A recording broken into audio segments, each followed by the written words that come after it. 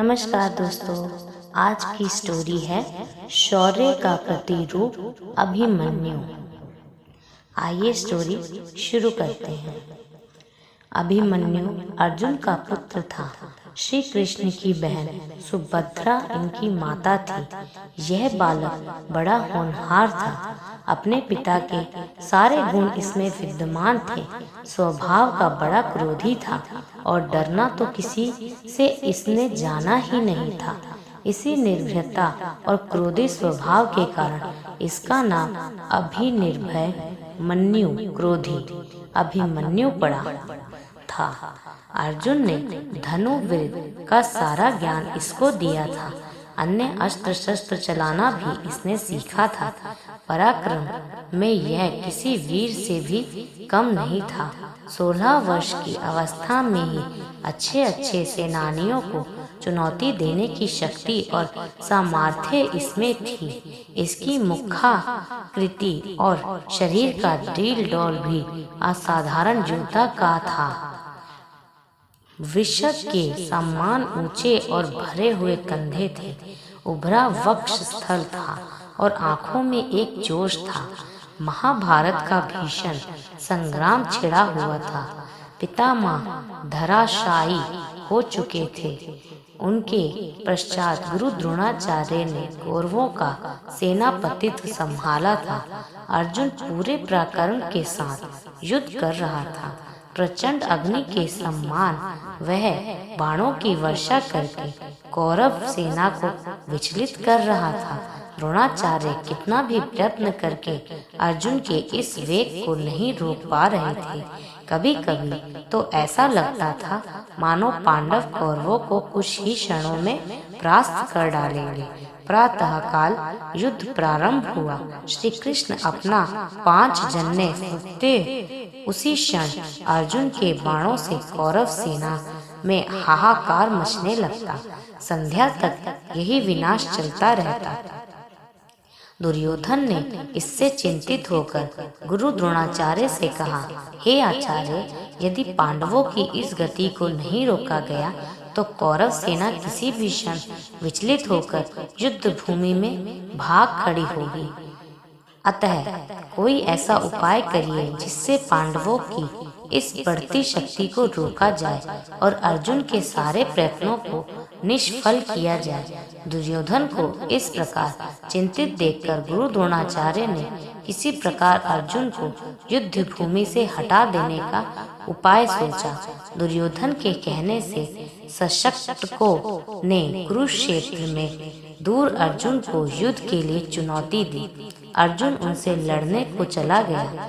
उसके पीछे से द्रोणाचार्य ने चक्रव्यूह की रचना की और युधिष्ठिर के पास संवाद भिजवाया कि या तो पांडव आकर कौरव सेना के इस चक्रव्यूह को तोड़े या अपनी पराजय स्वीकार करें।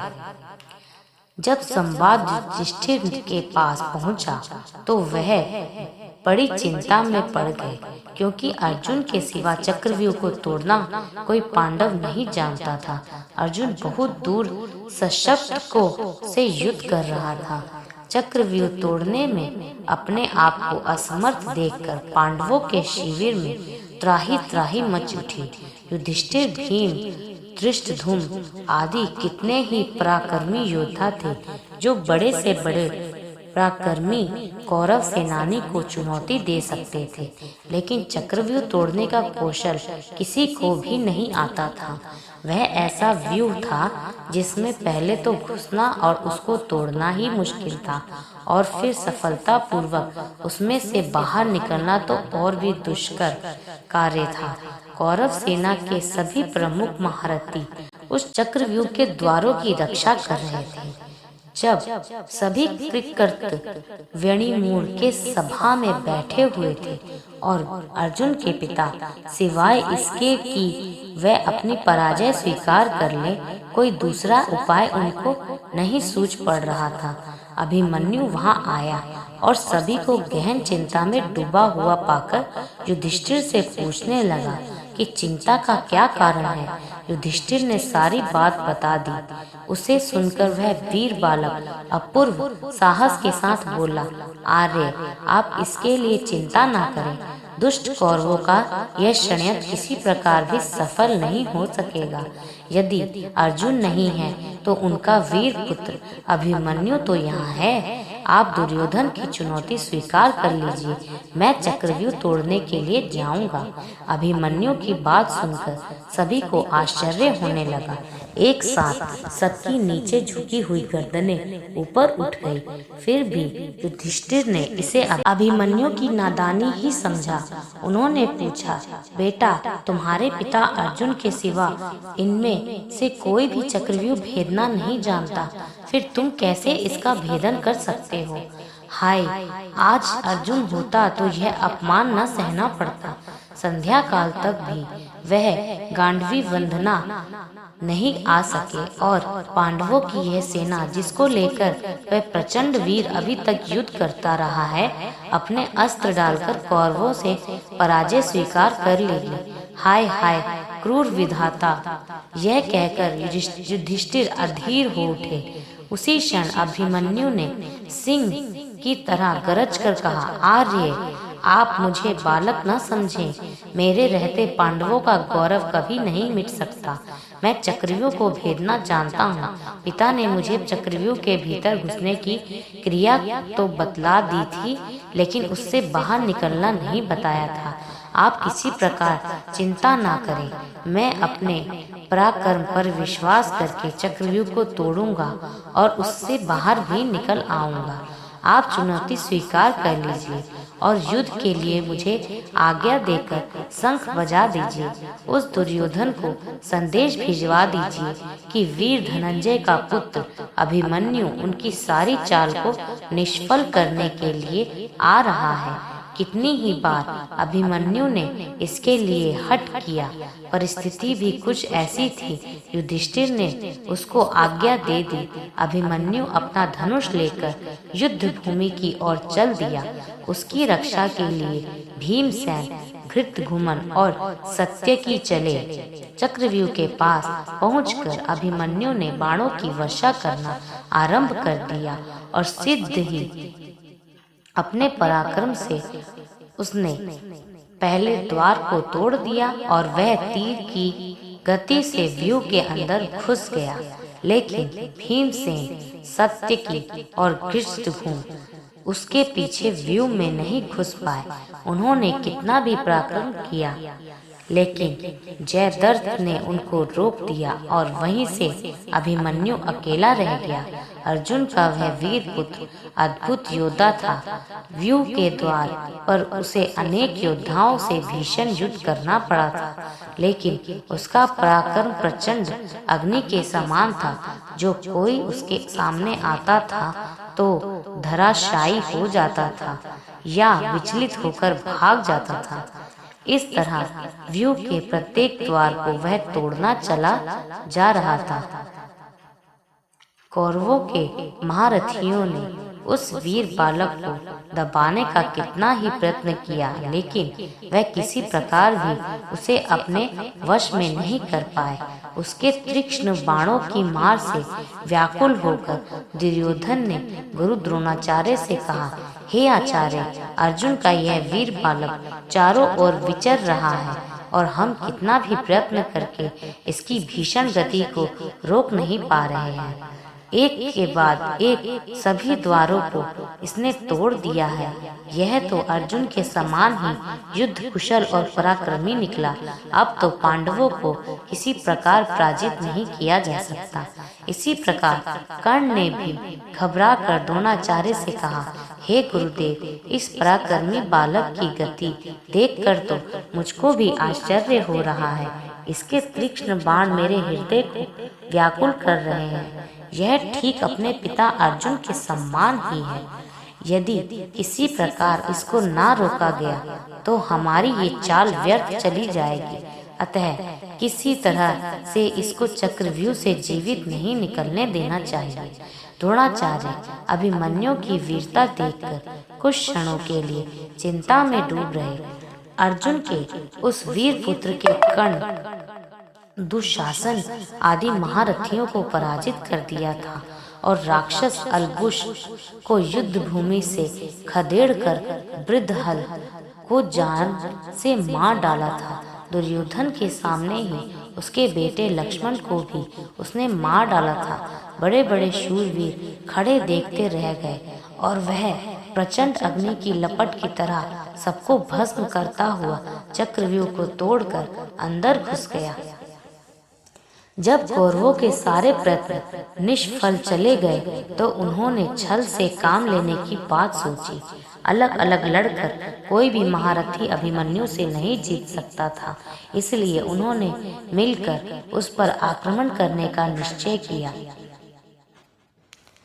कृपाचार्य, कर्ण, अश्वत्थामा, बृहदल, शकुनी का चचेरा भाई कृतवर्मा और दुर्योधन आदि 6 महारथियों ने उसे घेर लिया और उस पर भीषण आक्रमण कर दिया।